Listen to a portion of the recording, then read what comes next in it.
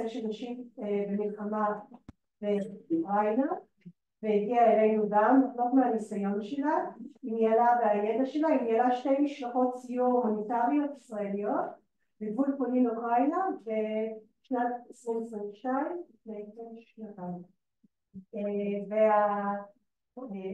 וההרצאה של נטלי תעסוק בארגוני הסיוע ההומניטריים בגבול פולין אוקראינה ועבודתם עם נשים פליטות באוקראינה שנסחרות למטרות.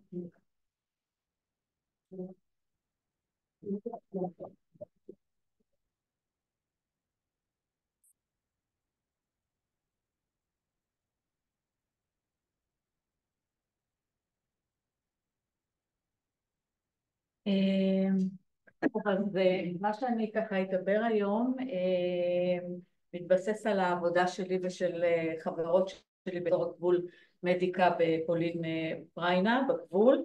גם הייתי באוקראינה בדצמבר 2022. ניהלתי 2 משלחות סיוע הומניטריים. מלחמת רוסיה באוקראינה פרצה ב-24 בחודש פברואר 2022. במהלך המלחמה מיליונים של פליטים, בעיקר פליטות וילדיהן, ברחו למדינות השכנות שסובבות את אוקראינה ולאירופה אמריקה. מדברים על יותר מ8 מיליון אוקראינים שנעקרו מהבתים ועוד 5 מיליון אוקראינים שחצו גבולות למדינות שכנות.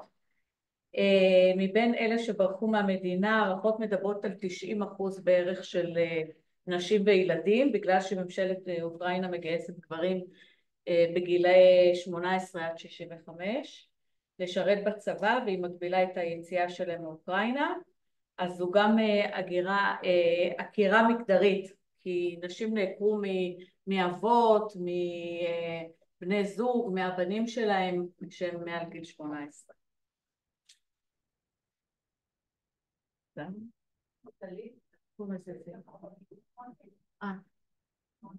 רגע, אבל איך זה זז פה? איך זה עובד? למה כאילו בגלגלת?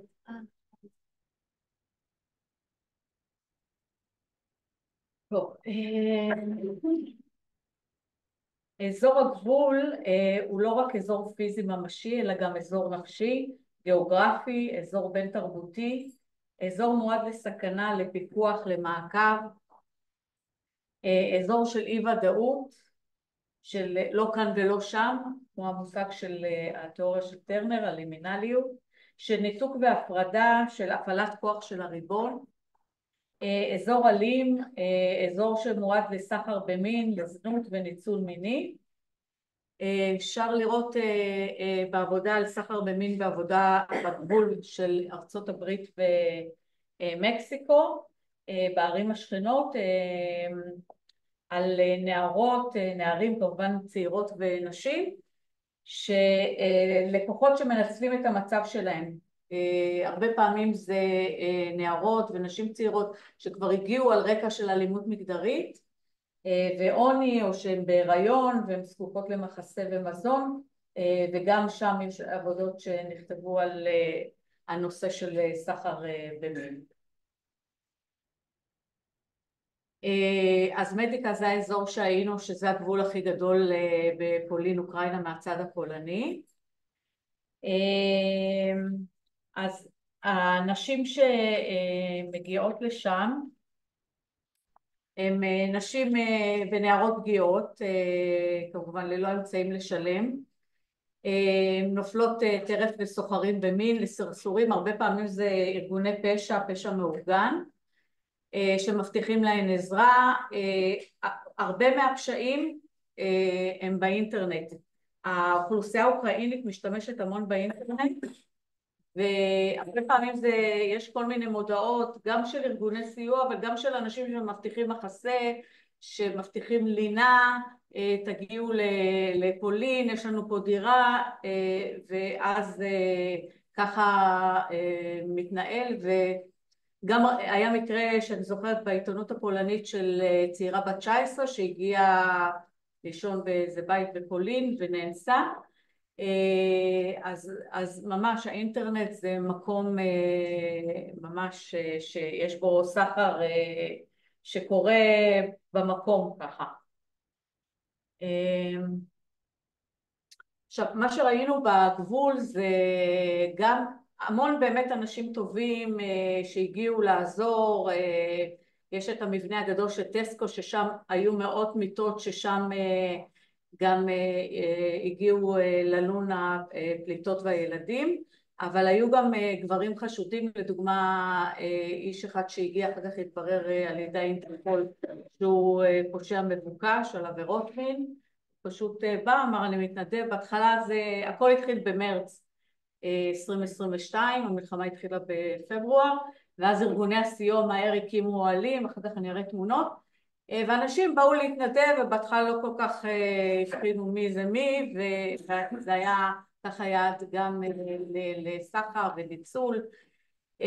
הרבה מהניצול גם היה באמצעות תחבורה, אנשים שהבטיחו להסיע ברכבים פרטיים, וגם בתחנות רכבת, ששם הרכבות יוצאות גם לגרמניה, הרבה מהסחר במין גם עבר לגרמניה, כי שם גם הזנות חוקית, אז ראינו גם בתחנות רכבת. גם אנשים שעמדו עם שלטים שמבטיחים אוכל ולינה בכל מיני מקומות שגם היו, התברר שזה סחר. גם התופעה של כלות באוקראינה, גם בגבול וגם בפולין נישואים עם נשים, שזה למעשה בכסות של כלה, אבל זה חלק מהניצול המיני. אז חלק מאוכלוסיות שבאמת מועדות לסחר זה כאלה שרשתות הביטחון הסוציאליות ומערכות הגנה סוציאליות שם נחלשו, מצבי הגירה, השכלה נמוכה וכישורים נמוכים או היעדר כישורים, קשיי שפה, התמוטטות של רשתות הביטחון הסוציאליות, דחיקה לשוליים בגלל זהות חברתית, זהות מגדרית, זהות מינית, מוגבלות נפשית ופיזית, סביבה משפחתית לא מתפקדת, סכסוכים, אזורי סכסוך, עקירות, מיתון כלכלי ומצבי בריאות הומניטריים, מצבי אקלים, כל המקומות האלה זה ככה מועדים לסחר בנשים. האתגרים של הארגוני סיוע, שוב, בגלל שבהתחלה ממש היה בלגן שלם עד שהארגונים התחילו להתמקם, אז לא כל כך שמו לב מי נכנס, מי יוצא, שזה טסקו, אמרתי, המבנה הגדול הזה שנמצא שם בגבול, והיה קושי לאמת את זהות המתנדבים. אחר כך הייתה עבודה עם האינטרפול ככה, באמצעות איזו אפליקציה, שמים את השם של המתנדב, ואז כתוב אם הוא יכול להתנדב או לא, בלי להסביר, וככה ידעו אחר כך מי המתנדבים על פי הדרכון שלהם. אז באמת, וגם לא היה ידע וזיהוי של סחר במין, כלומר היה גם, זה מבוסס גם על דוחות וגם עבודת שטח, אבל אנשים אמרו שהם לא יודעים איך לפנות, לא מכירים את הנושא של סחר בנשים, המתנדבות, המתנדבים שם והציבור הפולני גם שבא להתנדב, אז זה היה חלק גם מהקושי.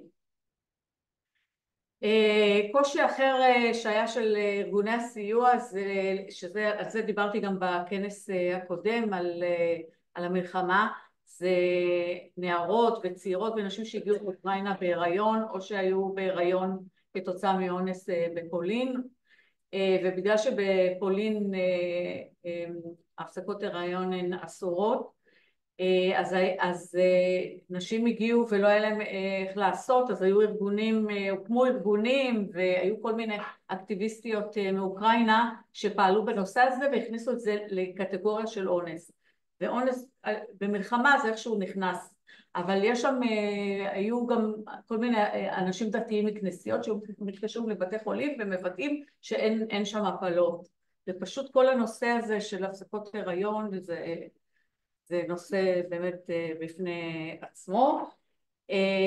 גם ארגוני הסיוע, הרבה מהם לא דוברים אוקראינית, והרבה מהאנשים לא יודעות לדבר אנגלית, אז היה גם קושי של שפה. לנו את המתורגמנית ולפעמים הגוגל טרנסלייט, אבל היה מאוד קשה שם ככה עם העניין של שפה. אז עוד אתגרים זה באמת להוביל באופן בטוח את הפליטות, שוב שזה לא יהיה תחבורה עצמאית של כל מיני אנשים שלא ברור מהאנשים הללו, לרשום את כל האנשים שנותנים סיוע.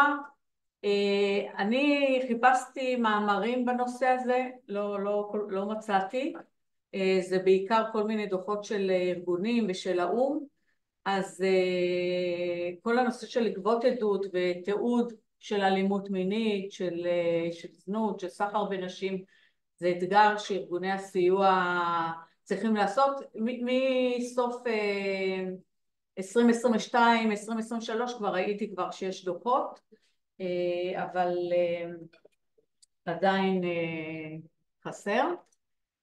כל מיני פעולות שנעשו באמת כדי לשמור על נשים בגלל ניצול מיני וסחר במין וזנות, אז היו כאלה שהלכו עם מדבקות שהם מארגון סיוע ואפשר להתייעץ איתם, בגבול חילקו עלונים וגם בתחנות רכבת, הוקמו כל מיני קווים שבהם היה אפשר להתקשר ולקבל עזרה.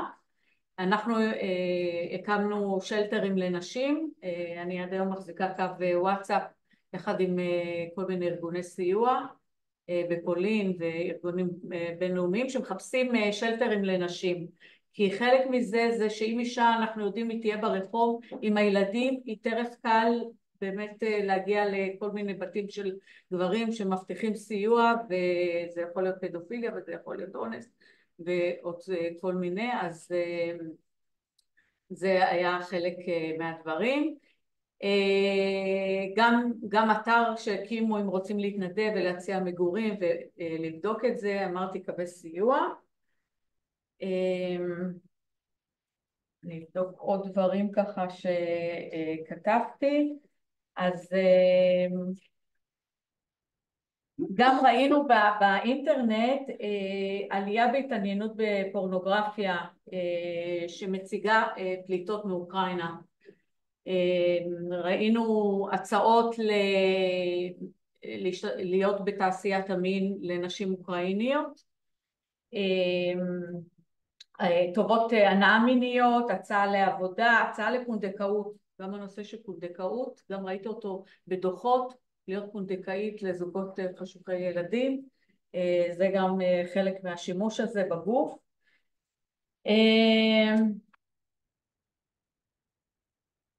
אני אראה פה ככה וידבר תוך כדי, אז זה ככה האזור של הגבול, זה ארגון האו"ם, זה גדעון, בחור יהודי הולנדי שככה נסע עם רכב אוקראינה פולין ועזר לאנשים. זה הקיצ'ן וורד שעכשיו המתנדבים שלו שבעזה נהרגו, אז הם גם כאן נתנו אוכל לפליטים וגם למתנדבות והמתנדבים. זה ארגון ההגירה הבינלאומי, כל זה הארגונים שבגבול, כן? הנה פה זה הגבול ואלה כל פליטות ופליטים וילדים, בדרך כלל גברים לא רואים, מי שנמצא זה או כאלה שהגיעו עם שוחד או משהו כזה, או מעל גיל 65 או עם מוגבלות נפשית, פיזית. כן, אני אספר על זה. כן, אני אדבר על זה. הנה פה זה הגבול. כן. הצלה ללא גבולות, ארגון שהיה שם. הסוכנות, לב אחד, היו כל מיני ארגונים ישראלים, באמת, ישראל היפה והחומלת, היה אפשר לראות במהלך כל הפעילות הזו. הנה עוד. הנה פה עם צפי שהגיעה, שהיא גם תרפיסטית באומנות, דוקטור צפי שהגיעה, זה גדעון וזה בן סטילר, השחקן שהוא שגריר של רצון טוב, והוא ושון פן מאוד היו פעילים בתקופה הזו. אז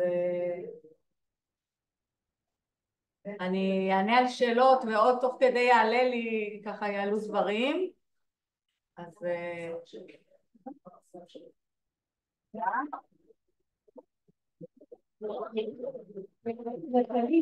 שאלות נעשה בסוף. בסדר. יש משהו שאת רוצה להוסיף? לא, תוך כדי אני ככה... טוב, תודה רבה. הדוברת הבאה שלנו היא נעמה סבתו, היא עובדת סוציאלית קליני, רכזת תחום קורבנות סחר וחסרות מעמד בזנות בעמותת לא עומדות מנגד. נעמה תדבר על סחר בבני אדם בצל מלחמה, ציווי ומוקדי זנות.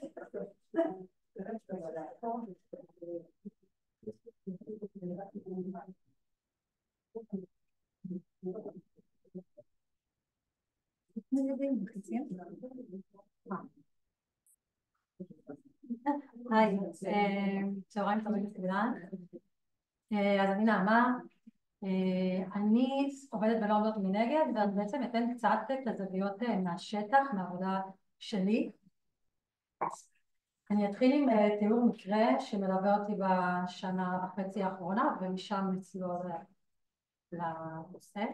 בעצם חלק מהעבודה שלי בתור רכזת תחום קורבנות סחר, אני נפגשת עם נשים כמו קו ראשון כשיש חשד שאולי יש מאפיינים של סחר, אני נפגשת עם אותם נשים, ולפני שנה וחצי הגיעה אלינו עובדת סוציאלית מאחד מבתי החולים במרכז הארץ עם איזושהי שאלה לגבי אישה שמאושפזת שם במצב מאוד לא טוב. עלו שם כל מיני מאפיינים של סחר אבל לא היה ברור, והיא ביקשה ממני להגיע, אם אני יכולה להגיע. אני נסעתי לבית חולים 10 דקות לפני שהגעתי. אותה אישה, אני אגיד, זו אישה חסרת, מה שידעתי אז, אישה חסרת מעמד מאוקראינה, בלי שום תעודה מזהה, הגיעה לבד, היא חיפה, מאושפזת כמה ימים, אף אחד לא בא לבקר אותה. כמה דקות לפני שהגעתי היא ברחה מהבית חולים, היא חיפה, הוציאה את האינפוזיה וברחה. אנחנו באותו, כאילו חשבנו על זה כבר לפני, אבל התחלנו באותו, סביב המקרה הזה, להעביר הכשרות בבתי חולים לזיהוי קורבנות סחר בבתי חולים. ואז העברנו באותו בית חולים הכשרה. אחרי חודש פנה אלינו עובד סוציאלי אחר שזיהה את אותה אישה שהגיעה שוב וזכר את הזה ופנה אלינו, אבל הפעם היא הייתה כבר מורדמת ומונשמת במצב מאוד מאוד קשה. לא ידעו מתי תתעורר, אם היא תתעורר. אנחנו היינו בקשר עם הבית חולים, ואחרי בערך חודש היא התעוררה, חיכינו שהיא תשתקם. אני הגעתי לבית חולים, היא הייתה חבושה מכף רגל ועד ראש, במצב מאוד קשה. גם כל השיח איתה היה כאילו בבית חולים, במצב שגם המצב הפיזי, גם המנטלי שלה מאוד מאוד קשה. אבל כן הצלחנו לעשות שם, וגם השפה, היא לא דוברת עברית, באתי מתנדבת שמתרגמת. כן הצלחנו לזהות שם אינדיקציות לסחר. צריך להבין שזה גם מאוד מורכב, כי גם התודעת שבי גם נוכחת, אז קשה כזה. והאישה בעצם הוכרה כקורבן סחר, ובהתאם לזה גם היא הצליחה, כאילו יכולנו להתאים לה מענים, אבל אני אגיד שהמצב שלה כבר היה קשה מאוד, והיה מאוד מאוד קשה גם לעזור לה. היא כן הייתה קצת במקלט, הייתה מחוברת לכל מיני ארגונים. לפני חודשיים נרצחה. בעצם לקוח רצח אותה, שהיא התלוננה עליו בעבר.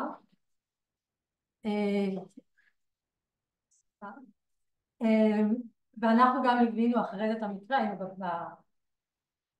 בקבורה שלה לבד, לא היה שם אף אחד, היינו 3 נשים שם, ודאגנו גם, כאילו, בעצם הייתה פה לבד, היא הגיעה לפני כמה שנים, ואנחנו העובדת הסוציאלית באותו בית חולים, ואז אנחנו היינו הגורם סיוע הראשון שבכלל ראה. עכשיו, אני מספרת את זה, כאילו קודם כל אני אגיד שזה מאוד מלווה את כל העבודה שלנו, אבל גם זה בעצם היה איזושהי הבנה, ומאוד הרבה מקרים שאנחנו פוגשות, שאנחנו פוגשות אנשים האלה מעט מדי ומאוחר מדי. רוב האנשים שאנחנו פוגשות כבר נמצאות פה כמה שנים, והרבה פעמים אנחנו הגורם סיוע הראשון שפוגש אותם. השבוע שעבר באותו בית חולים פגשתי עוד אישה שהגיעה לפני 20 שנה ואמרה לי בסוף, פעם ראשונה שאני מרגישה שאני לא לבד, ולצערי גם היא כבר עם מחלות שאין להם איך לצאת מהם בחיים. ומפה בעצם אני רוצה לצאת רגע להתחקות אחרי קצת מאפיינים, כי גם בעצם לנסות להגיע למוקדי זיהוי שנוכל להגיע לנשים האלה קודם.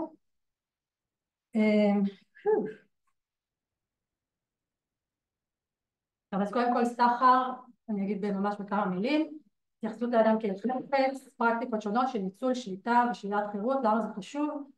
זה חשוב כי השליטה והשלילת חירות בעצם והמצוקה של אנשים, בעצם אחד האתגרים המרכזיים זה להגיע אליהם. אם יש שליטה, ככל שהמצוקה גבוהה יותר והשליטה גבוהה יותר, זה מתחת לרדאר ואנחנו נורא קשה להגיע אליהם.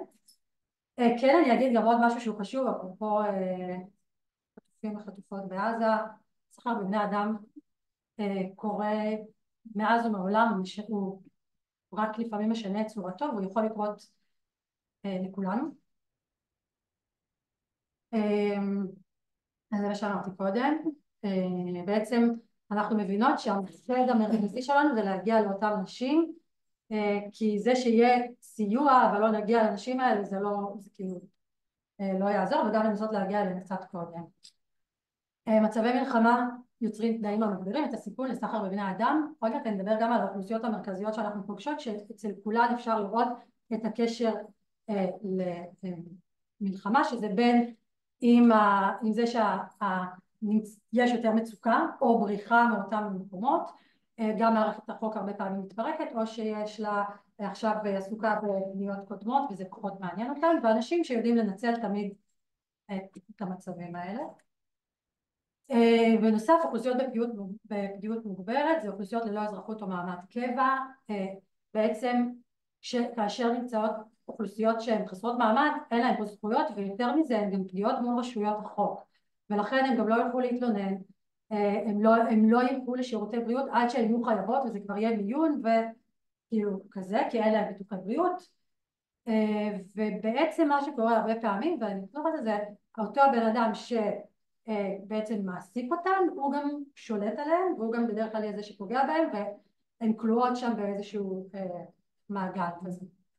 עכשיו, סחר בבני אדם בכלל, מלחמה בפרט, הוא יכול לקרוא חציית גבולות, אבל לא רק. כלומר, זה גם תנועה של אנשים, לצורך העניין, דיברו על אוקראינה, אז נשים מאוקראינה, אני אגיע, אתן זה מאוקראינה, בורחות מאוקראינה, בין אם זה כי מזמינים אותם או מוצאות באינטרנט וכל הדברים האלה, או בין אם זה כהחלטה ספונטנית, לצאת, לחפש משהו, לשרוד, הן מגיעות לישראל. אז יש לנו גם ממה שאנחנו רואות, אז יש באמת את רוסיה ואוקראינה, צפון אתיופיה, אבל לא רק, גם מבקשי מקלט בעצם, שנגיע לזה גם, יש את המחנות עינויים בסיני, שבעצם נשים וגברים שברחו מאתיופיה, וסוחרי אדם תפסו אותם בדרך, ולקחו אותם במחנות עינויים, הוכרו אחרי זה בישראל כקורבנות סחר, ויש את הסכסוך בגדה, שגם שם אנחנו רואות, מביאים נשים לישראל לזנות, או, את הדבר הבא, זה בתוך ישראל, כלומר, או במקומות אחרים. דוגמה, גם זה יכול להיות עכשיו שיש מלחמה, אז המצוקה של, בדרך כלל אוכלוסיות במצוקה, נהיות יותר במצוקה במצבים כאלה.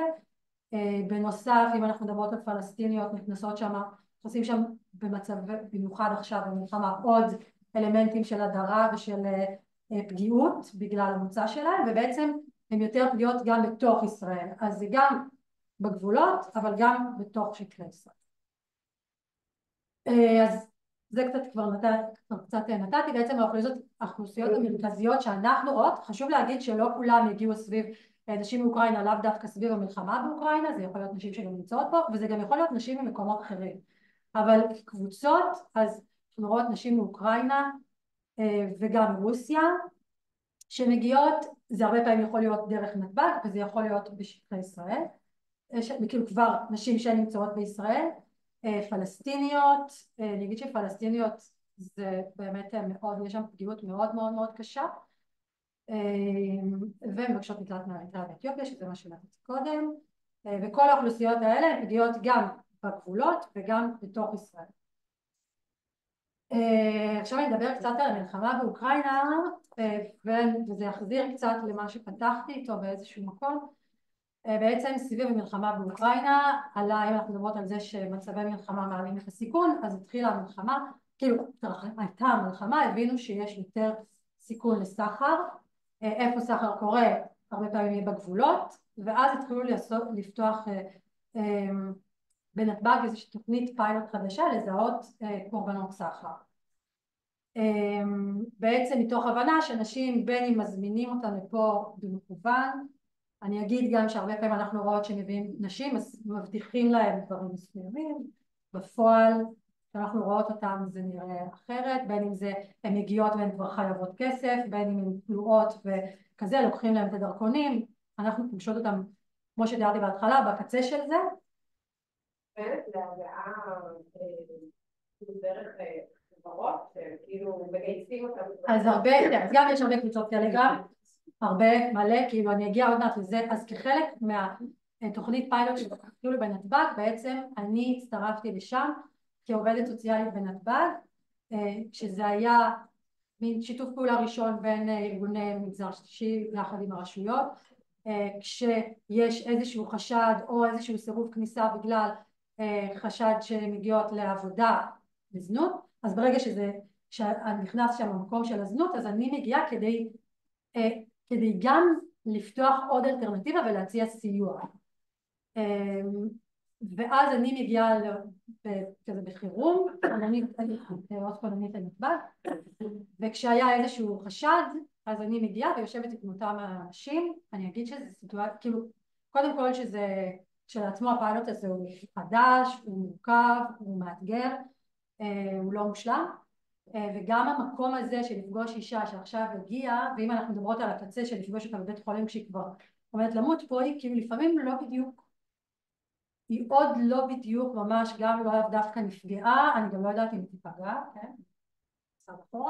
אבל כל החוויה היא אחרת, חוץ מזה שאני מגיעה לנתב"ג, היא לא מכירה אותי, אני יושבת מולה, זה מאוד מאוד מאתגר. אני כן אגיד שאחד הדברים שעוזרים שם ככה כדי לפתוח איזשהו משהו, זה הרבה פעמים אני מציגה להם איזשהו, קודם כל אני מתארת להם לפעמים מה אני רואה בישראל, בלי להגיד להן אתן כך וכך, כי אני באמת לא יודעת מי הן ומה הן ומי הזמין אותן. אבל אני אגיד שהשבוע לצורך העניין אני אגיד בנתב"ג, הגיעה אישה מאוקראינה שעברה כבר בכמה מקומות בדרך, ובאמת בהתחלה היא אמרה לי אני רציתי לבוא לפה, הכל בסדר, כאילו מין כזה, אז אמרתי כאילו אוקיי, אני גם לא, אני כן מציגה לך, יש איזשהו ליין כזה בין מישהו חטף אותי, הכריח אותי, לא הייתה לי שום ברירה, מכריח אותי לבוא לפה, לבין אני רוצה את זה, זה טוב לי, אני אוהבת את זה, לבין יש באמצע גם, תשמעי, אני בורחת מהארץ שלי, המשפחה שלי במצוקה, אין לי אלטרנטיבה, זה מה שאני עושה. בדרך כלל שם יש איזשהו חיבור כזה שאומרות כאילו, תשמעי, לא ברור, לא תמיד, כן, אבל לפעמים אני לא רוצה, אבל מה אני יכולה לעשות, ואני צריכה להביא כסף למשפחה, ושם נכנס שם לפעמים איזשהו מקום של חיבור למקום הזה, לפעמים גם לא. ואני אגיד גם כאילו אני לא אקבע למישהי האם היא משהו, אני פה כדי להציע עוד אלטרנטיבה, במיוחד שאנחנו מדברות על ההתחלה, על הכניסה שלהם, זה להציע עוד אופציה. אם אנחנו מדברות על בחירה, אנחנו מדברות בחירה עם פונקציה של אלטרנטיבות, אז להציע עוד אלטרנטיבה. אני אגיד שהרבה מהאנשים מתחברות אבל בוחרות ללכת, חלק מהאנשים לא רוצות להגיע. היו לי שתי נשים שהן הגיעו ביחד ולא ידעו שהן מגיעות ביחד, ואז הם קלטו ששתיהן מגיעות לאותו אחד, ואז הן הבינו מה קורה פה, ואז היה שם איזשהו שיתוף פעולה. אני אגיד שגם אותו אחד נעצר אחר כך. אבל מה שאני באה לומר זה שיש פה איזשהו טווח שאנחנו מנסות להיכנס בו, בין המקום הזה של לפגוש אותם בקצה שהם או כבר עוד, כאילו כבר אין לנו איך לעזור להם, והם כאילו אישה נרצחת או אישה שהיא כבר אומרים לי לבית חולים תשמעו היא לא תשרוד עוד הרבה זמן ואנחנו עכשיו רק פגשנו אותה, לבין לפגוש אישה שרק עכשיו הגיעה ובאמת הכל הרבה יותר זהיר, אבל כן המקום של להציע שם את האלטרנטיבה, ויש את כל הטווח באמצע. לצד כל הדבר הזה שדיברנו עליו וכל הפגיעות של האוכלוסיות שאנחנו יודעות, שאנחנו מנסות לחשוב איך לפתוח יותר, אם אנחנו מדברות על נשים מבקשות מקלט שזו אוכלוסייה בפגיעות מוגברת, גם אגב נשים שהוכרו כבר כקורבנות סחר, מקבלות את כל הזכויות שלהם לשנה, גם הן, גם פלסטיניות, ואז מקבלות לשנה זכויות, ומה אחרי זה, המצב שלהם, הן לא יכולות לחזור, כי זה גם נכון לגבי פלסטיניות, הן לא יכולות לחזור, הן בסכנה, אבל אין להן זכויות, ואז יש פה מצב לפגיעות חוזרת. אז זה מאוד מאוד מאתגר, אני אגיד שאנחנו רחוקות כמובן לפתור, אבל זה כל הזמן מאתגר אותנו לנסות להבין מה הם מוקדי הסיכון, כדי לראות לאן להגיע ואיך.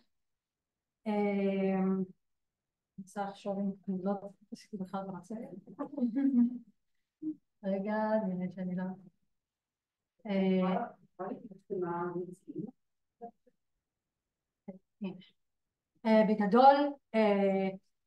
בגדול כרגע אני אגיד שהדבר הראשון שהוא משמעותי זה שבאותה רגע שאישה מוכרת היא בעצם גם מוכרת לרשויות, ואז זאת אומרת יש עוד מישהו חוץ מהארגוני זכויות אדם, שיש עוד גוף שעכשיו כאילו גם נמצא שם, לצורך העניין אותה אישה שנה שעברה שפגשתי וגם עכשיו אגב, אותה אישה שעכשיו פגשתי, היא הגיעה למסגרת שיקומית רפואית לפני שהיא תגיע כי לא מתאים למקלט. אם היא לא הייתה מוכרת כקורבן סחר, היא הייתה הולכת לרחוב, כאילו ככה, כמו שזה, נכה. אז זה כן נותן, כאילו מעבר לדברים שעכשיו אני אגיד אותם, זה נותן איזשהו עוד גוף שמכיר עכשיו את האישה הזאת וגם אחראי למצוא לה פתרונות. עכשיו מעבר לזה, מבחינה פורמלית מקבלים שנת שיקום, או אם היא מחליטה להתלונן, אני אגיד שההכרה כקורבן סחר היא לא מותנית ולהגיש בהליך פלילי נגד אותו מי ששכר בה, אבל אם היא בוחרת להגיש תלונה, אז כל זמן שמתמשך ההליך הפלילי יש לה את ההגנה ואת הזכויות, פלוס שנה, שהיסטורית זה התחיל כאילו הסחר זה מפעם שבעצם זה היה נשים שמגיעות מארצות שהן לאו דווקא מסוכנות, ואז הרעיון זה לתת להם שנת שיקום במקלט, שבה הן לא צריכות, כאילו יש שם בעצם את כל המעטפת של לינה, בריאות, טיפול, הכל, הן לאט לאט עוברות איזשהו שיקום, עובדות קצת, חוסכות כסף ויכולות לחזור. היום זה יותר מורכב, כי הרבה מהאוכלוסיות בעצם זה מבקשות מקלט, וזה נשים מאוקראינה, וזה נשים פלסטיניות, אין להן לאן לחזור, יותר מסובך. כן מנסים גם לפתוח את זה, שזה לא יהיה רק מקלט, שיהיה גם בקהילה, גם סיוע משפטי, זה בגדול, אבל כן אני אגיד שבעצם זה שהן מוכרות, במיוחד אם אנחנו מדברות על חסרות מעמד שהיכולת לסייע להם היא מאוד מאוד קשה, אז הרבה פעמים חסרות מעמד בזנות בגלל הפגיעות שלהם, יכול להיות שיש שם גם אינדיקציות סחר, וברגע שהן קורבנות סחר יש שם גם יותר אפשרויות לסייע.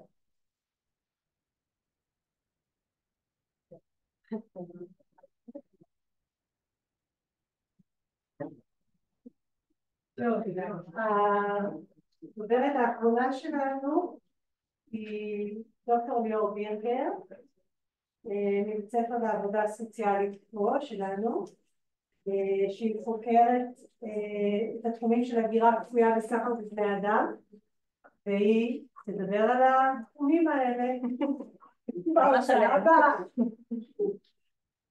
תודה עינת. אז שלום לכולם, נעים מאוד, אני ליאור. אני רק אוסיף שבנוסף לכך שאני חוקרת את התחומים האלה, אני גם עובדת סוציאלית. עבדתי הרבה שנים עם אוכלוסיות של מבקשי מקלט, וגם מספר שנים במקלטים לנשים קורבנות סחר שנעמה הזכירה. אז אני חושבת שמה שאני אעשה זה סוג של המשך למה שנטלי ונעמה עשו,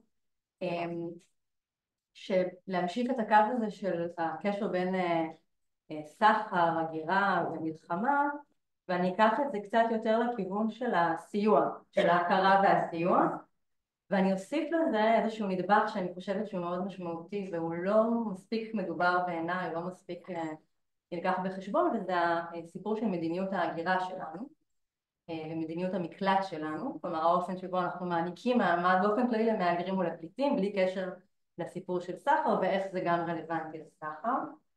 אז אז נתחיל. מה בעצם אני אנסה לומר? קודם כל לחבר בין הסיפור הזה של מדיניות הגירה ומקלט לבין הסיפור של סחר. אני אטען שהמדיניות המקלט הישראלית, שאפשר לקרוא לה מדיניות אי מקלט, ותכף גם נסביר למה, היא סוג של גורם משמעותי שמעצב את האופן שבו אנחנו יכולות לזהות, להכיר ולסייע לאנשים במצבים של סחר וסחר בדין בפרט. ואני אטען שבאמת אין מספיק קשר בין הדברים, ואולי הקשר הזה יכול לסייע לנו, לסייע טוב יותר. אגב, מה שנעמה אמרה, זה להתחבר לדברים שלך. אז אני לא אחזור על מה שאמרו לפניי, אני רק אדגיש ואזכיר את מה שכבר למדנו היום היטב, שיש קשר מאוד מאוד הדוק בין מלחמה, הגירה וסחר, אוקיי? שמלחמה היא הרבה פעמים אחת הסיבות המרכזיות שאנשים מהגרים בכפייה או לא מרצון, ואלו מצבים שמייצרים פגיעות גדולה יותר לסחר. אני חושבת שזה עלה מאוד יפה פה כבר היום. והסיפור של מעמד פליט, או מעמדים אחרים חלקיים, באופן לא מאוד מפתיע הוא גורם מגן מאוד משמעותי. הוא לרוב גם מן הסתם מגיע עם זכויות, כן? אז מעמד כגורם מגן על הרווחה של מהגרות ופליטות בכלל, ובהקשר של סחר בפרט, בשתי אופנים שכבר נאמרו. הענקת מעמד כבר באופן מיידי מאפשרת לאנשים לקבל זכויות, סיוע, תיקום, מה שנקרא, וכמובן שהיעדר מעמד מגביר את הסיכון לניצול וסחר. הדוגמה של אוקראינה היא דוגמה ממש בולטת פה היום, והמדיניות שישראל נוקטת בה כלפי אוקראיניות היא בעצם מדיניות של היעדר מעמד. האוקראיניות שנמצאות כאן הלא יהודיות בעצם נמצאות פה על ויזת תייר שמוארכת כל כמה חודשים. הזכויות שהן מקבלות הן באמת, תסלחו לי, מצחיקות, כלומר זה לא מצחיק בכלל אבל הן מבישות. ואני נותנת רק דוגמה כדי לסבר את האוזן שהאיחוד האירופי בעצם הפעיל דירקטיבה, שהוא פעם ראשונה שהאיחוד האירופי הפעיל אותה, דירקטיבה כלל אירופאית כלפי האוקראינים והאוקראיניות בעיקר, בעקבות המלחמה, שבעצם אומרת שכל אוקראינית שמגיעה למדינות אירופאיות לא צריכה לעבור תהליך של הכרה פרטנית כפליטה, אלא אוטומטית מקבלת הגנה וזכויות. זאת אומרת, זאת משמעות מאוד מאוד גדולה. נשים רגע בצד את הסחר, אבל גם כמובן לסחר, של פשוט אני מגיעה ואני מקבלת זכויות ושירותים, אוקיי? ומה המשמעות של זה. מקרה הבוחן שאני אתייחס אליו, אבל הוזכר פה, הוא נשים מבקשות מקלט בישראל, בעיקר מאריתריאה ומסודן, אוקיי? שנמצאות כאן כבר חלקן 15 שנה, ובאמת אחת מהסיבות שהן עזבו את המדינות שלהן הן מלחמות, ושלטון דיקטטורי ספציפית באריתריאה, אבל הקשר פה למלחמה הוא קשר שמסביר לנו את הנסיבות שבגינן הם ברחו, אוקיי? ואת הסיבות שהן גם לא יכולות לחזור מרביתן למדינת המוצא שלהן. והסחר שהן סבלו ממנו קרה לרוב בדרך במחנות העינויים בסיני. כשאנחנו מדברות על אלימות מכל מיני סוגים, כשסחר הוא באמת חלק ממנה אבל ממש לא הכל, וגם לצערנו ההגדרה של סחר היא כמו כל הגדרה, היא מעט בעייתית לפעמים, נכון? כי היא תמיד משאירה בחוץ אוכלוסיות שתסלחו לי על הציניות, סובלו רק מאלימות מסוג כזה או אחר, רק מאונס חד פעמי שלא ניתן להכיל אותו, כן? כקטגוריה על הסיפור הזה של ההגדרה של סחר, תכף אני אגע בזה. כשבישראל אחרי שהם הגיעו לכאן, על רקע באמת של היעדר מעמד ועוד סוגים של הדרה, אז הם לא פעם פגיעות לניצול נוסף מסוגים שונים, כולל בתעשיית המין, כולל סחר או מה שכבר הזכירו כאן survival sex, מכל מיני סוגים. עכשיו עבור הנשים האלה, אני אומרת נשים אבל כמובן שיש גברים שהם נפגעי סחר, אבל אנחנו מדברים על נשים, יש להם בעצם שתי דרכים מרכזיות לקבל כאן סוג של איזשהו מעמד שיבטיח להם זכויות. הדרך הראשונה היא דרך מדיניות המקלט הישראלית, כן, לקבל מעמד של פליטה.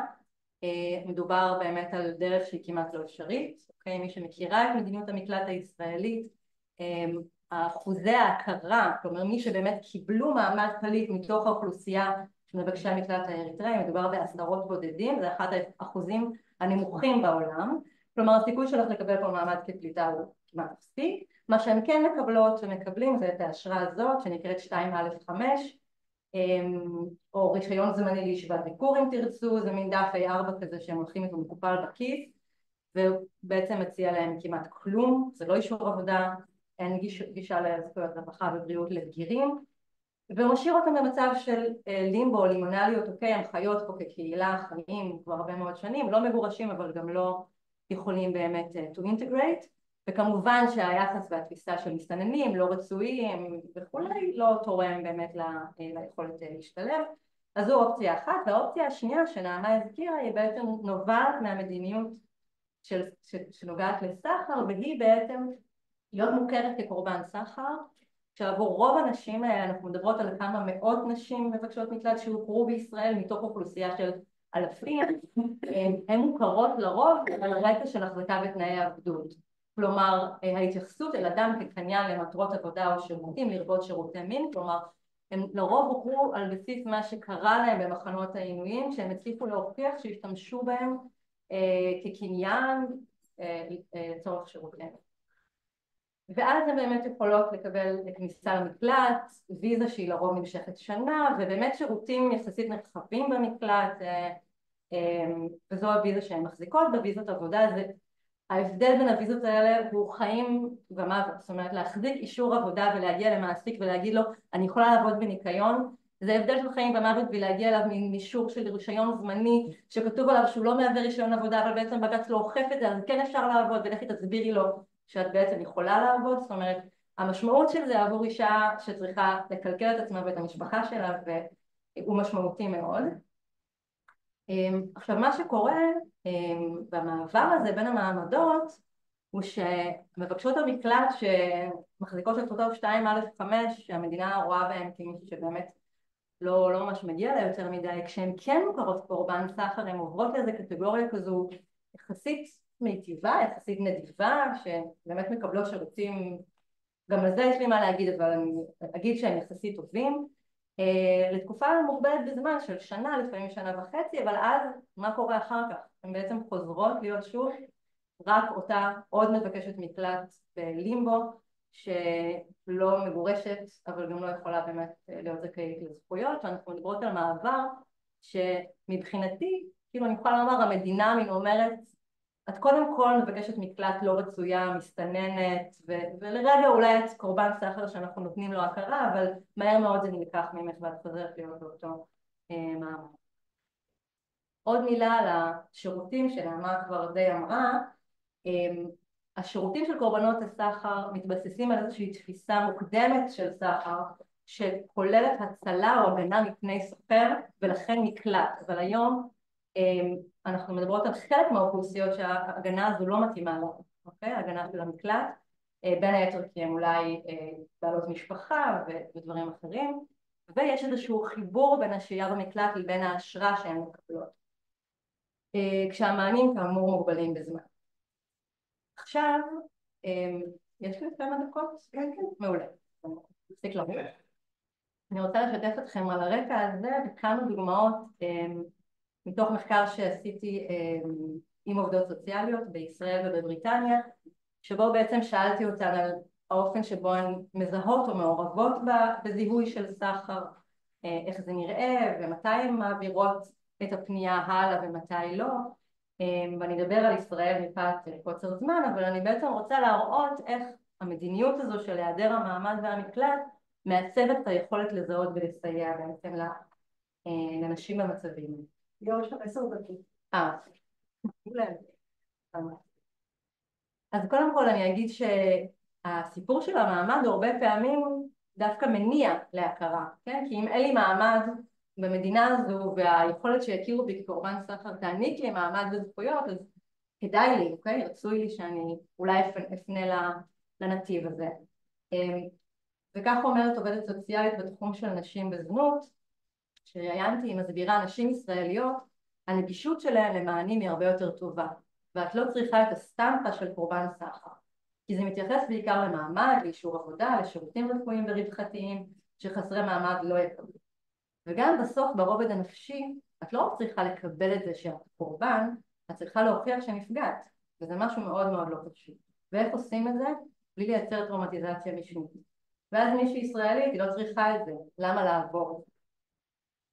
כן, אז מה שהיא בעצם מסבירה לנו זה קודם כל רגע על ההכרה, על תהליך ההכרה שהוא מאוד מורכב גם נפשית וגם מבחינה ראייתית. את צריכה להוכיח ששוב, סליחה על הציניות, זה לא סתם נפגעת, לא סתם נאנס, אלא ממש קרה פה משהו שיטתי, איזושהי סוג של החפצה או משהו שהחוק צריך להכיר בו.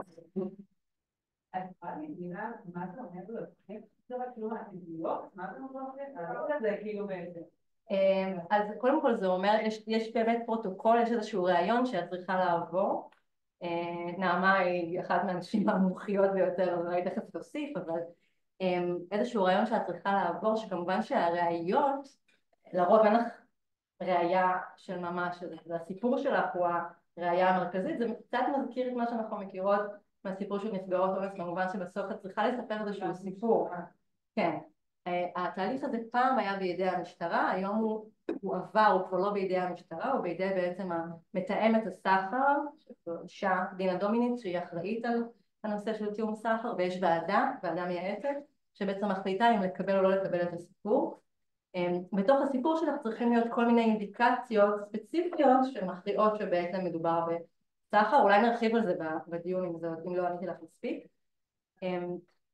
אבל מה שעולה פה מאוד חזק זה שאנחנו מדברות על סיפור שהוא מותאם לחסרות מעמד. זאת אומרת, עולה השאלה, אם את ישראלית ואת כן במצב שהוא מצב של סחר, למה לך בכלל לקבל את הסטמפה הזאת? זאת אומרת, אם את זכאית לשירותים האלה, לשירותים תואמים.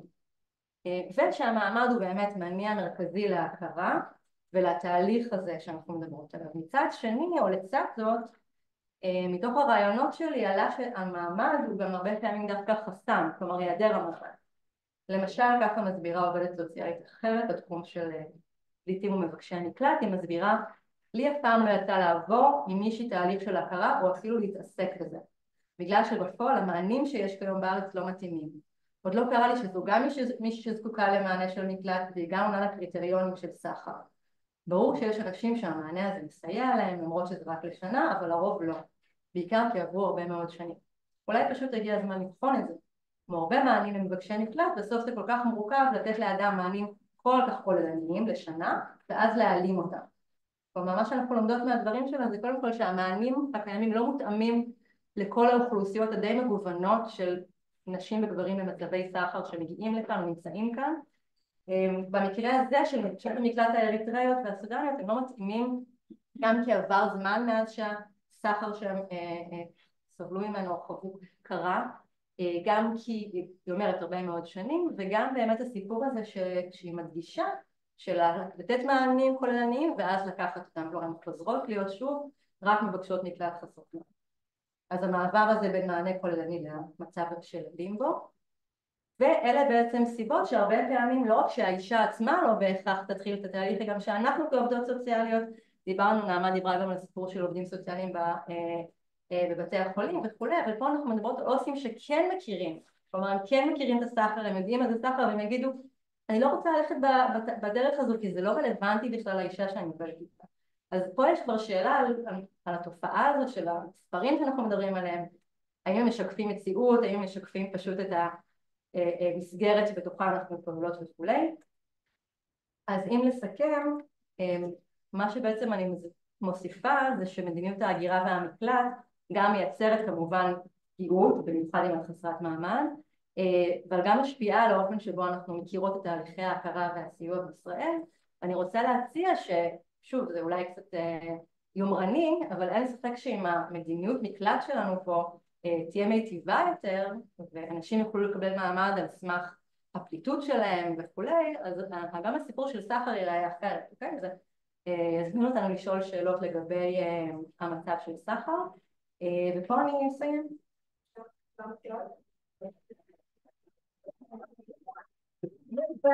אז זה הסוף, אז זה הזמן של השאלות. אז קודם כל אולי נפתלי ונעמה עבור אולי תשמעו את שלושתכם, ואתם מוזמנים לשאול שאלות.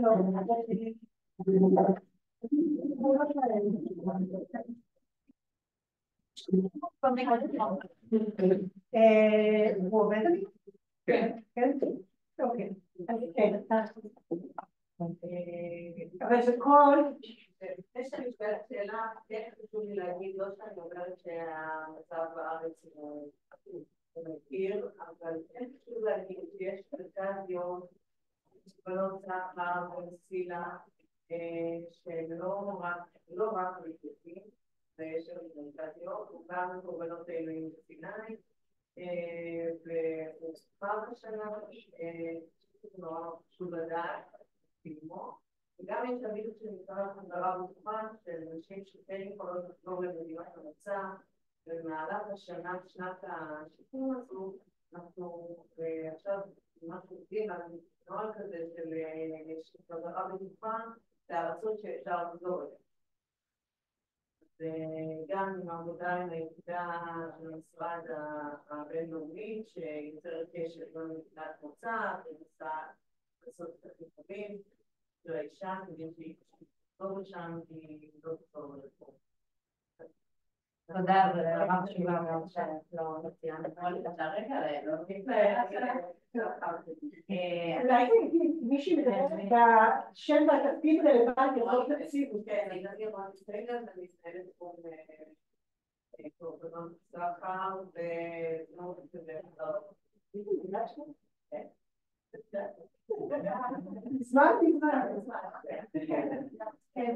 עד שמי סחר ישראל, אני מהחברה כזאת ישראל משפטים, עובדת עם דיאדומיניץ שמזכירה פה, ורציתי רגע לתת מלבור לכמה דברים שעלו פה מבחינת התהליכים הממשלתיים. אז באמת ב-2022 עברה החלטת ממשלה, שקצת את המספר שלה, אני לא זוכרת, 1862, שמובילה בעצם איזושהי תוכנית חומש למאבק בסחר בני אדם. וחלק מהדברים שהוזכרו בעצם משלבים בתוך אותה החלטת חומש, גם המעבר של סמכות ההכרה בקורבנות סחר ממשטרת ישראל למשרד המשפטים בראשות ועדה מייעצת שעומדת בראשה דיאדומיניץ, גם שינוי של מנגנון של המקלטים, זאת אומרת שהוא לא יצא לפועל, אבל גם משהו שקיים בהחלטה, וכבר הייתה באמת הבנה גם של הגורמים הממשלתיים, כלומר שנדרש פה איזשהו מעבר, ושהמקלט לא יכול להיות מענה יחידים לאנשים שנמצאים בסיטואציה הזו. וגם להגיד מה נקודות קטנות שעלו, יש הרבה מה להגיד, אבל רק דבר אחרון שרציתי חשוב לי להגיד, שחלק מתהליך שינוי מנגנון ההכרה, באמת המטרה הייתה גם להביא לכמה שפחות טראומטיזציה משנית. פועל יוצא אחד של זה באמת שהרעיון הוא לא תנאי הכרחי. זה רק במקרים שבהם זה, וגם המומחיות ככה היא מתגבשת, אבל אני הספקתי לרוני את הדברים עכשיו רק היה סופר חשוב שאתם פה ושיש לנו דיאלוג שדברים משתנים. כן, שנייה לראות את כן.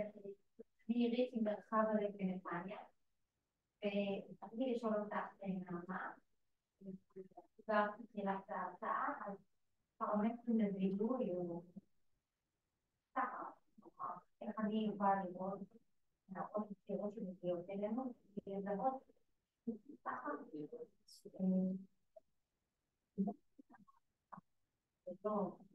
אנחנו רואים את הדמות שהיא... כן, אני אגיד שזה... כאילו קודם כל זה חשוב מאוד, אני אגיד שהאינדיקציה זה לא שאם יש את זה, אז בטוח זה סחר, אבל יש כל מיני דברים שמעלים כאילו נורות אדומות. עכשיו אני אגיד גם שחלק מזה שהתפקיד שלי לצורך העניין גם קורבנות סחר וגם חוזרות מעמד בזנות, אז יש לי את ה... כאילו אני אמשיך לטפל באישה גם אם היא לא תוכר, ואז אני רק... אבל כן הדברים שמעלים את ה... אז קודם כל חסרות מעמד שנמצאות בזנות, וכבר כאילו... כדאי לבדוק שם, כי אנשים האלה הם הרבה יותר פגיעות. דרכות מסמכים מזהים, יש להם, אין להם. כמה שנים הם בארץ, הם יודעות את השפה, לא יודעות את השפה, מתמצאות במרחב, כי אנחנו מנסים לזהות כל מיני מאפיינים של שליטה. פציעות שכבר הרבה זמן ולא מטופלות, אז כאילו האישה לא הולכת לצרוך שירותים רפואיים. נכון, שום דבר שאני אומרת הוא לא חייב להיות, אבל כן? בן זוג, קודם כל, לא עובדת, ומאיפה כסף? לפעמים, בן זוג יכולה לצאת, כאילו הרבה פעמים נגיד שאני שואלת, כבר אם יש איזשהו בן זוג הרבה זמן, איך להתנהל, את יכולה לצאת מהבית, את לא יכולה לצאת מהבית. את כאילו סרסור של אותו, כאילו שמישהו מסרסר, וזה גם... אני חושבת שככל שהאישה נמצאת פה פחות, כאילו יש כל מיני מאפיינים גם של שליטה וגם של תלות, כאילו גם היא קבועה, וגם היא לא... תמיד נמצא ליד מישהו, שתמיד הולך איתה. אני אגיד שיש לנו נשים שאנחנו יכולות גם בוודאות לדעת כמעט שכנראה אין בדירה שיש שם סחר, אבל אנחנו לא יכולות אפילו להציע סיוע כי מאזינים להם לטלפונים כל הזמן. אישה יוצאת הולכת להפסקת הריון, אני אומרת אני אלווה אותה, ואז אולי נוכל להיות, ואז מישהו לוקח אותה, כאילו לא נותנים כמעט רגע אחד שתהיה לבד. ואז באמת נגיד אנחנו עוברים בבתי חולים, נגיד כאילו לא תירוצים, אבל בכל הדברים הרפואיים, לשבת עם האישה רגע לבד ולשאול את השאלות. בסופו של דבר יכול להיות לה את כל האינדיקציות ולא יהיה, ויכול להיות לך כאב בטן ולא אינדיקציות, ואחרי זה יתגלה בדרך כלל מה שאני שומעת בהתחלה, ומה שאנחנו מגלות אחרי כמה זמן, ואין כאילו... אבל אנחנו...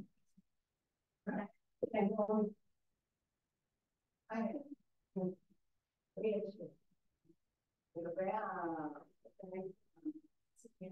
אני אומרת אני מנסה סליחה בהרדמה אני יכול להשאיר אותו אני קצת מסוגלת קצת סביבה שקצת עוינת מבחינתי אבל בסדר את דיברת על האישה שלבוא בצד רציתי כשאני קראתי וראיתי את זה, אני גם התחלתי כל מיני לפני במהלך השנים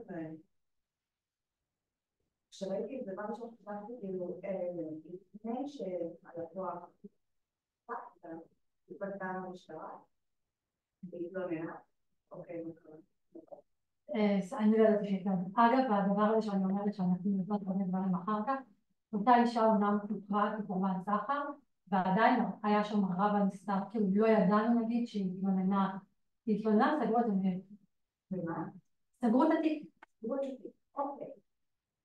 אני לא סתם שואלת, זה הגיע לתוצאה של משהו, כאילו, זה גם קולגות שלי, אוקיי? אם יש איזושהי בעיה, אנחנו לא נתקשר למשטרה. המשטרה לא תעשה את זה כלום.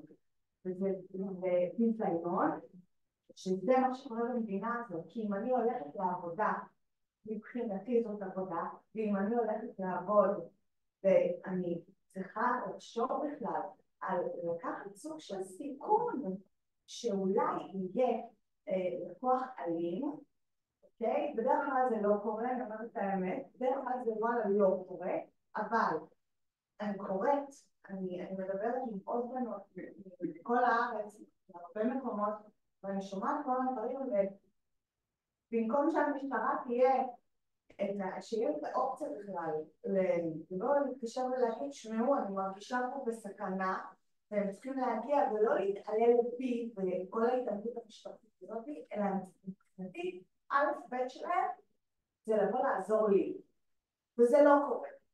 אז אני תהיתי באמת, היא הלכה להתלונן במשטרה, והמשטרה פשוט סגרה את התיק. אז קודם כל אני מתחברת זה לא כאילו, גד, יש לקוחות ויש לקוחות, אבל המשטרה פה לא עשתה... לא, ברור, קודם כל אני איתך.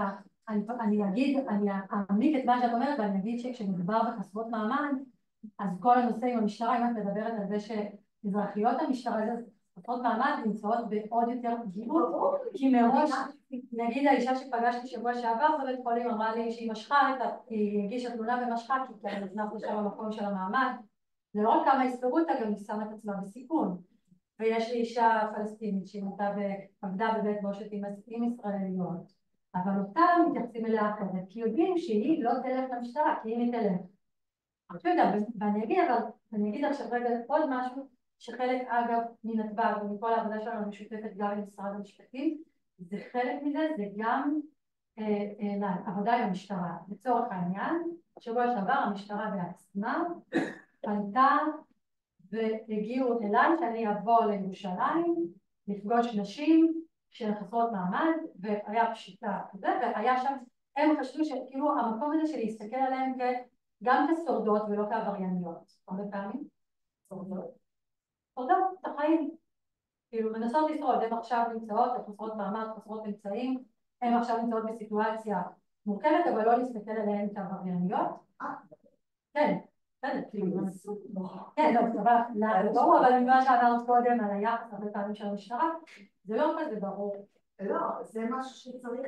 אבל נכון, אבל זה בדיוק מה שאני אומרת, זאת אומרת שגם חלק ממה שאנחנו לפחות מנסות לעשות, זה גם לשנות את השיח, זה מה שאני באה לומר. אבל אני איתך. מול המשטרה. מול המשטרה, כן.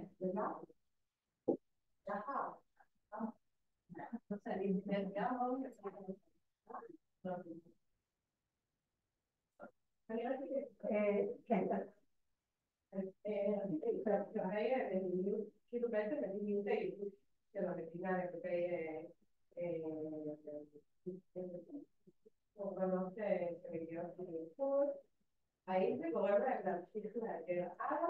זאת אומרת, כאילו מה זאת אומרת? זאת אומרת, אם הוא כאילו מאפריקה הגיעו לישראל, כי הם כאילו כאילו אם הם ממשיכות הגירה או שהן מנסות להתעקש ומסתכלות כי יש פה יותר קהילה שעובדת פה, למרות שהן לא מוכרות כאילו מקבלות את השירותים או אני יכולה להגיד, אני אגיד שאני לפני שעבדתי בלונדון, עבדתי במרכז יום של נסיעה של הקורבנות סחר, אז אנחנו עוברות עליהם בגלל הרבה פעמים נשים שלא היו רוצות בהכרח לצאת למדינה שלישית בתוך העניין, אומרות אני פה, יש לי פה כבר ילדים, אני זה, אבל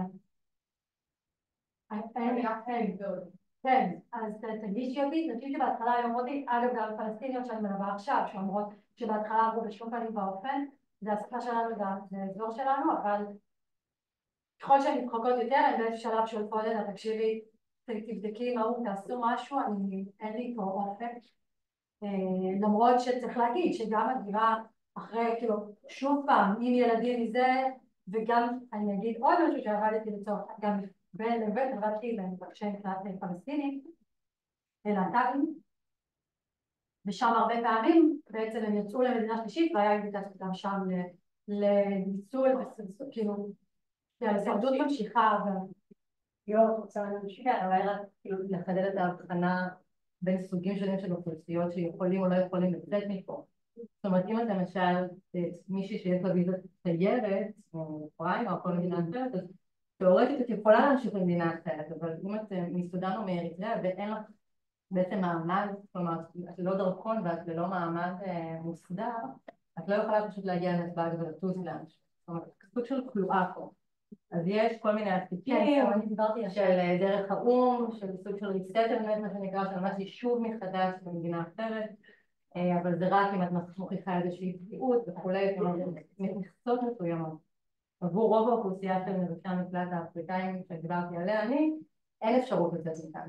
זאת אומרת שגם כמדיניות, אם המדינה מנסה לייבש, כאילו אם זה המדיניות של המדינה, כאילו אנחנו לא מפדיעים מהבחירות, אז זה גם, זה לא מסייע גם להמשך כל המטרה המוצהרת, והיא לא שלי, היא נאמרה על ידי הממשלה כבר הרבה מאוד שנים, שלה להמאיס את החיים, זאת אומרת, אחת המטרות, כלפי האוכלוסייה הזאת, היא כן שיהיה להם פה מאוד מאוד קשה ורע, מה שלצערנו זה המצב, בתקווה שהם יעזבו מרצון למדינות אחרות. מי שלא יוכל לחזור לאריתריאה או לסודן, דארפור, אולי תלך לאתיופיה, לאוגנדה, זה גם קורה במספרים לא מאוד גדולים, אבל זו מטרה מוצהרת.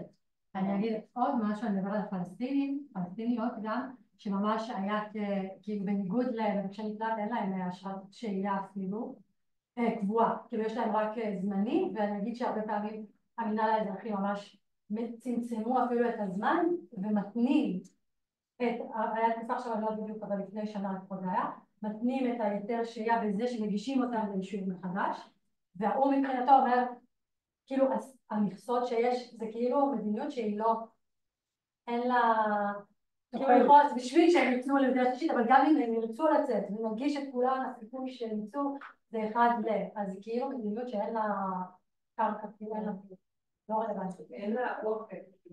רגע, דקה טוב, שרי, אפשר? אחרי זה. בסדר? כן, שרי. אני תוהה מה קטגוריות סחר בכלל שנמצאות היום בשולחן הן רלוונטיות למציאות. זאת אומרת, יש לי איזה חשד שהחוק שנחקק, החוק שנחקק ב-2006 וכל הפרקטיקות והמוסדות והרגולציות שיוצבו, הם כאילו נוצרו בתנאים היסטוריים מאוד ספציפיים. שהייתה תופעה שזיהו אותה באיזושהי צורה כסחר. ויכול להיות שאנחנו, זה באמת שאלה, האם אתן חושבות שהמושג הזה, סחר, כמו שהוא נוצר באותו איזה רגע, של הגלובליזציה וכן הלאה, הוא רלוונטי למציאות, ויכול להיות שאנחנו בשנים קרובות נתחיל לראות תופעות שלא יתאימו להגדרות, ואז עולה שאלה, האם צריך הגדרות חדשות, האם צריך שפה אחרת, האם צריך שירותים אחרים, האם צריך רגולציות אחרות. כי למשל פלסטיניות חסרות מעמד, חלקן נסחרות על ידי קרטלים שסוחרים בנשק וסוחרים בסמים, והתופעות האלה הן תופעות שאנחנו מכירים מהרבה מקומות בעולם. אין לזה שם, בישראל לא קוראים לזה כך, לא מתייחסים לזה כך, כחלק ממערך שלם של קרטלים. קרטלים שנראים כמו גיימס. אבל איפה, או גם הן יכולות להיות מוכרות כקורבנות סחר. את כרגע הסברת שיש את המימון שלה, לא, באמת הן שורות בלתי חוקיות, הן לגמרי מתחת לרדאר, כן. סחרות, הן לא, אבל כאילו בקטגוריה הן נופלות. אבל אני אומרת שאנחנו מכירות, אני אגיד שאני לא יודעת בכלל מה מדברת, אבל אני כן מכירה נשים פלסטיניות שהן תחת רשת של סחר, להוציא אותם וכמו להוציא מבצע צבאי, זה מה שאמרתי קודם, את לא יכולה לדבר איתם בטלפון, לא יכולה להציע להם שום סיוע בטלפון, את לא יודעת מי יקשיב לטלפון הזה, זה שחקנים, אבל הן כן עומדות, כאילו כן אפשר להוכיח שם, כאילו המאפיינים של הסחר, יש שם איזושהי אפשרות זה לא לשנות את החוק, כמו איך את מתרגמת את מה שעברה, כי האנשים האלה הן גם עומדות מחת פתרונים של סחר, שליטה, שלילת חירות, בסדר. תראי, גם אני התחלתי גם בזה שכאילו סחר מטבעו כל הזמן משנה צורה, לצורך העניין, כמו שאמרתי, כן, שוק שפעם זה היה שוק עבדים והיום זה באינטרנט. כן, אז לפעמים זה לא דווקא בהגדרות כמו שאנחנו כעובדות סיוע צריכות לחפש את זה אחרת, והרבה מזה זה איך אנחנו מתרגמות את מה שאנחנו רואות לדבר הזה, כלומר פתאום האינטרנט אז נראה אחרת או מה שאת מתארת, אבל בסוף הדבר הזה של סחר וכאילו שיש את המאפיינים של שלילת, אני חושבת שהבסיס של זה זה שלילת חירות ושליטה, כאילו ברור שצריך עוד קריטריונים, כן, אבל אני אומרת אז כאילו, וכן, גם כמו ששחר, כן נעשים כל מיני דרכים גם לשפר את המענים, להתאים את המענים שהם בהחלט, כאילו עכשיו זה משתנה, אבל בהחלט במקור שלו לא מותאם מכל מיני סיבות, או הדבר הזה שמקבלים ויזה לשנה, ואישה פלסטינית, מה הייתה סך לשנה? הייתה מאוד פה, יצטרכו אותה, זה מה שישראל לא יהיה לה יותר, כאילו...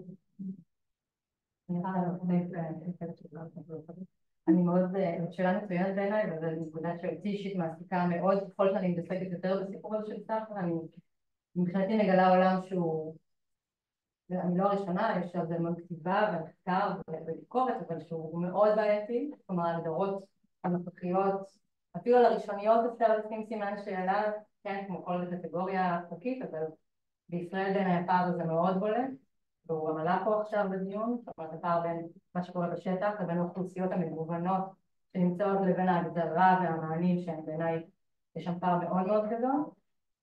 ואני אגיד את זה אולי מילה רגע על אנגליה, כי אני חושבת שזה מאוד מעניין וזה משהו שפגשתי במחקר שלי, זה מאוד משתנה גם בין מדינה למדינה, זאת אומרת השימוש שמדינות עושות ברמה הפוליטית בהגדרה של סחר הוא גם שימוש שמותאם באותו רגע ובאותו זמן נתון לצרכים. באנגליה עכשיו ב-2015 נכנס חוק שבעצם מכליל סחר ועבדות בצורה הרבה יותר רחבה ממה שקורה בישראל, והאחוז של אנשים בריטים שמוכרים כקורבנות סחר ועבדות הוא אחוז עצום.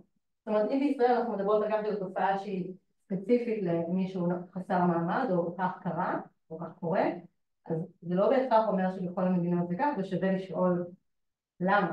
כלומר, למה זה נראה אחרת, איך משתמשים בקטגוריה הזאת כדי לאפשר, או לאפשר מענים, או דווקא להפליל אוכלוסיות. אני לא ארחיב על זה, אבל באנגליה יש תופעה של קאונטי ליין, שזה בעצם סחר בסמים שנעשה בעיקר על ידי צעירים, קטינים, עם רקע של הגירה ושחורים, והחוק בעצם משתמש בין היתר כדי להפליל אותם. כלומר, מתייחס לסחר, בתופעה הזו כסחר ומפליל אותם. רק להגיד שזה משהו שהוא מאוד מאוד משתנה מדי.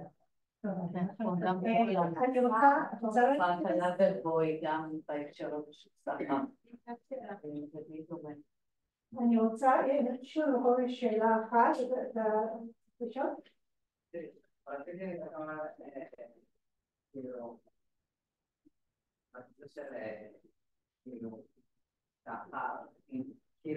מה הם,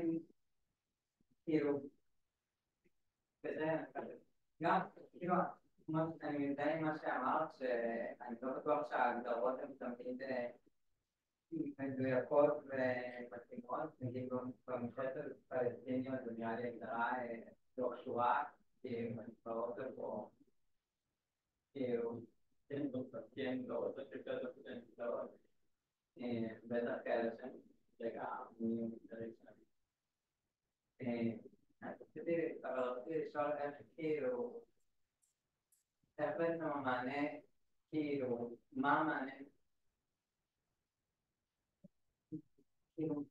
מה המענה נותן בפועל, נבנה במשהו, האם איך זה עובד בתוך הארגונים? אני אגיד רגע גם על פלסטיניות שיש הבדל בין היתרי שהייה מטעם על בסיס רדיפה, שזה מי שבורחת בגלל זהות מינית, בגלל כבוד המשפחה, כל מיני כאלה, יש היתרי שהייה הם לא קשורים להכרה כקורבן סחר, זה בנפרד. הכרה כקורבן סחר זה אם חוץ מזה יש מאפיינים של סחר.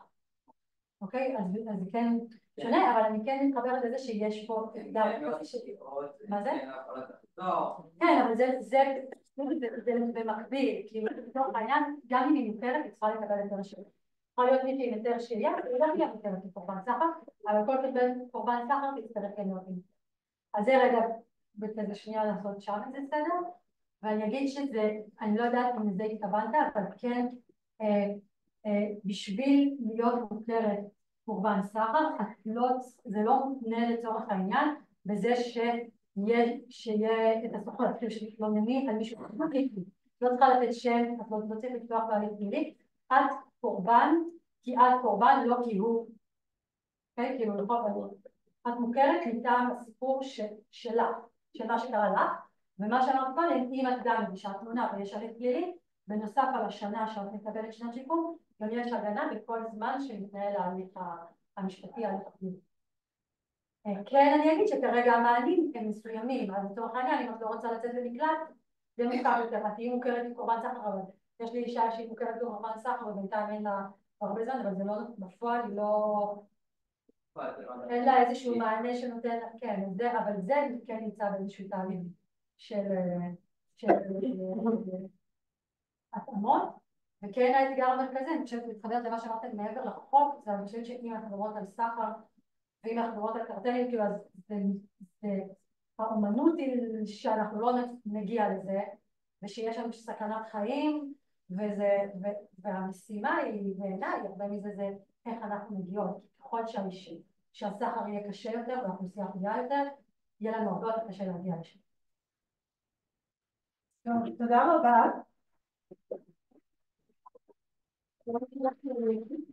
אנחנו יוצאות לחצי שעה של הפסקת קפה, אז יש קפה